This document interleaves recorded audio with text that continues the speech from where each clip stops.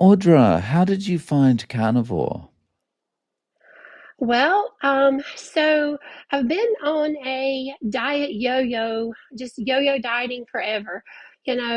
Constantly craving sugar, constantly trying to figure out how to stop yo-yo dieting, being unhealthy, things of that nature. And just kind of got on the internet and started searching around, started looking on YouTube, found some people, Kelly Hogan, Ken Berry, talking about how you can no longer crave sugar. So that got my interest, and I started watching. And the more I watched, the more I wanted to watch. And the more I watched, the more I educated myself and the more I learned. And voila, 3.5 years later, here I am.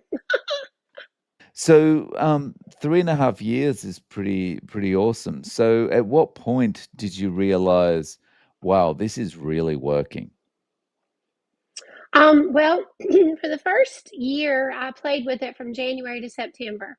I would do really good, fall off the wagon on the weekends, really good during the week, fall off the wagon. And then finally on September the 1st of 2021, I said, that's it. I've got to do this. I've got to get on board both feet, fully on board, because I would feel so bad on the weekend, after the weekends. And that's when people don't realize you think you feel good. You think, oh yeah, I feel good, I feel fine, until you do something like this. Like even carnivore, ketovore. When you start taking away all of that sugar and all that processed food, you just thought you felt okay. And then when you start feeling that way, even like a month or so into it, and then you have something, you're like, wow. I mean, it just makes you feel terrible. So for me, it was just a matter of, I just realized that I felt so much better during the week. And then on the weekends, I was not feeling as good. And I had to make up my mind that feeling better and feeling good was better to me than cheating on the weekends with sugar. The improvements that you noticed, were they in relate was that, weight loss, sleep? What kind of things improved for you? Sleep improved, weight loss, yes, weight loss, lots of energy. I was starting to get neuropathy in my right foot. That went away. I had lots of skin tags. They just all went away. They just fell off, just went away. Um, like I said, lots of energy. And for me, the main thing that is worth its weight in gold is the mental clarity. The mental clarity to me, there's no amount of sugar or chocolate or peanut butter that will even come close to the mental clarity. That must make your day much more productive, having that mental clarity and the more energy, right? Oh, yes, most definitely. And it's just like the things that used to bug you, like they used to just agitate you or irritate you, don't agitate you and irritate you as bad anymore. It's like you're able to focus better, you're more productive, you get more things done, your mood is better. And you just as an overall mood, in my opinion, it improves your mood tremendously. I mean, a lot of people say that it actually helps with their anxiety, their depression. I've never had anxiety or depression, but I used to get pretty agitated at certain things, work related, family related, whatever. And now it's kind of like, yeah, okay, just keep on going. It's all good. It does change a lot. So, you kind of experience that carnivore calm that people talk about? Yes, definitely a carnivore calm. Yes. Yes. And like you just feel like you just get into a routine with it. I mean, in the beginning, it was kind of hard to stay on track and, what am I going to eat there? And don't have this and look out for that. But yeah, you just like any restaurant we're going to go to, I can tell you what I'm going to eat there. I already know ahead of time because, we used to live to eat. Now, I mean, we used to eat to live to eat. Now we eat to live. So, what is your menu like day to day? For the most part, what is my menu like? Some days I have breakfast, some days I don't. It just depends. I kind of eat, I eat when I'm hungry, but if I'm not hungry, then I don't eat anything. If I do have breakfast, then I have bacon and eggs. Lunch, a lot of times, is some hamburger patties or maybe some dehydrated meat because I do dehydrate a lot of meat. My favorite dehydrated meat is brisket. And supper could be some barbecue, it could be steak, could be some seafood. I just kind of eat intuitively, basically. If I'm not hungry, I don't eat. And sometimes I want breakfast, sometimes I don't.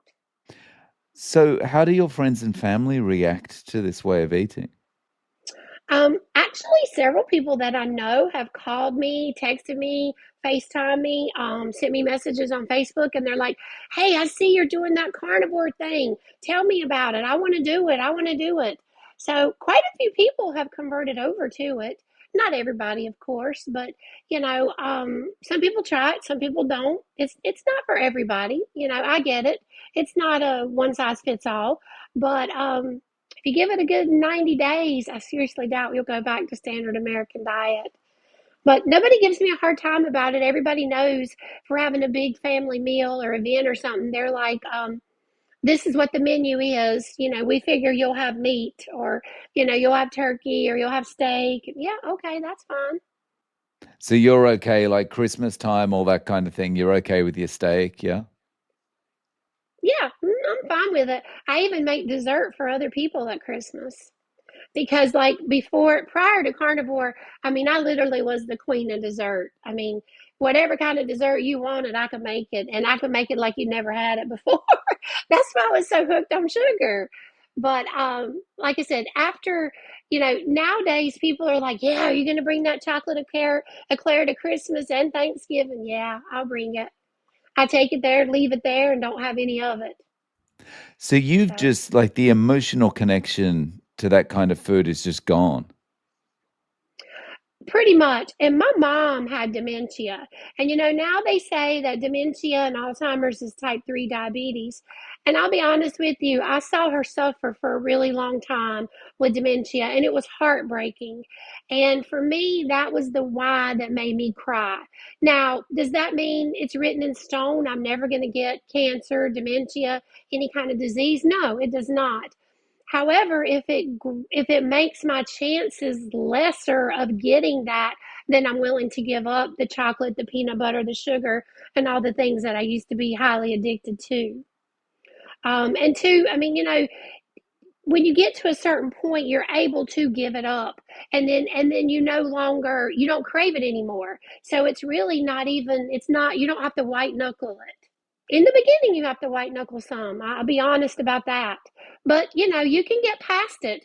If you want to have really good health, you want to feel good, you want to have good energy.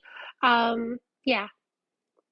I Yeah. just recently had a medical procedure done, matter of fact, 2 weeks ago, and the doctor commended me on how metabolically sound I was for this procedure, for the healing and all that took place. And I mean, that was like huge in my opinion. Because normally the doctor's telling you what you're going to have to do to get over this medical procedure. In this situation, he was kind of like, wow. And I was like, well, wow, you too. That's awesome. That's really good. Yeah. Another thing too, I have had inflammation of the optic nerve. So I actually had some. This is what's different since I talked to you last. Not different. I had it like 5 years ago, but I have an eye doctor that I see here locally. He's a specialist. Went to see him. Go see him once a year. He said to me, he said, Audra, he said, you don't realize how many people's lives you change. And I said, what do you mean by that? And he said, well, he said, first off, you had inflammation of the optic nerve. You had nerve damage prior to being carnivore. He said, I see thousands of patients, and lots of my patients have your same diagnosis: inflammation of the optic nerve, nerve damage. He said, the vast majority of those people, their vision gets worse. He said, your vision has gotten better. He's like, you're my only patient that your vision has ever gotten better. And he said, and I contribute that solely to your carnivore lifestyle and your fasting. And he said, if it wasn't for you talking me into starting fasting, he said, I wouldn't have lost the 50 pounds I've lost. And he said, and you come in here and talk to me once a year. He's like, you tell me all these stories and tell me all this stuff. He's like, and I pass it on to my other clients who have the same problem. He said, so you don't realize how many people you inadvertently help. That's fantastic. I mean, I just was like, I almost started crying. Like it made me feel so good, because to know that what I'm doing is the right thing for me and some other people could benefit from it as well. Yeah, that's fantastic, especially when your doctor's actually saying to you, "Well, everything that you do, I'm copying you and I've lost 50 pounds." That's awesome. Yeah. He's actually more of a keto person, but he does do the fasting and he's gone to where he only does like one ingredient foods. He like I said, he is more keto, and that's okay. Like I said, as long as you're not eating, all the bad stuff that's out here, all the processed food, the sugars, the carbs, the breads, the pastas, you're eating one ingredient foods, vegetables and meat. If that works for you, that's good. I'm glad. He said it totally changed his life. He said his sleep had changed more. He said he couldn't believe how bad his sleep was till he started this. So, yeah, I think that's one of the first things that improved for me as well was the sleep. It just became amazing. Yes, definitely. Sleep does improve. Some people say that they go on carnivore and their sleep's not as good, but if you stick with it, it will level out. You will get your circadian rhythm back. I can remember when I used to eat carbs, and that makes you sleep real good. You're like in a carb coma, and when you give that up, like I said, your sleep does maybe, some people it gets way better quick. Other people takes a little bit of time, but then their body gets in groove with your circadian rhythm, and then your sleep does get a lot better. So if you were giving someone advice about starting carnivore, what would you tell them to do? I would tell them to clean out their cabinets, clean out their pantry, clean out their house, eat at home for a while, just focus on the meat, make notes how you feel, how much better you feel, the improvements that you see in your life. Some things you don't even realize. Like I said, I had skin tags, and you just one day you realize they're gone. You don't notice, like, oh, that fell off. You don't notice that, but you're just like, oh, they're gone. But for me, I would say clean out your pantry, clean out your cabinet. Get somebody on board to do it with you. It's always good to have a partner to do it. But even if you don't, do it for yourself. Invest in your own health, because you can do hard now or you can do harder later, whichever you choose. That's a great way of looking at it. Yeah, I mean, we all get older every single day. I mean, I'll never be the age I am today, because tomorrow I'll be a different age because I'll be 1 year closer to another birthday. And I just feel like as we get older, we get more health issues. We have to have more medication, and then you get this pill, and then you need two pills for that. And I mean, granted, carnivore is not a miracle, okay? It is not a miracle fix for anything that hurts you or ails you, but if I could have started this 20 years ago, I would give money to have started it 20 years ago. It's that amazing, and it really does change your life moving forward. You just thought your life was good till you try carnivore. Do you have any social media or any way of getting in contact? Yes, I do. I am my social media on TikTok is all things Audra, and my social media on Instagram is carnivore.private.eye, so carnivore private eye, and my Facebook is all things Audra, and I have a YouTube channel that's all things Audra. Awesome. I'll link to those in the description. Audra, thank you so much for coming back on and sharing your story. I really appreciate your time. Thank you so much. It's always a pleasure to come and see you and chat with you, Dave, and I'm so looking forward to hopefully meeting you in person.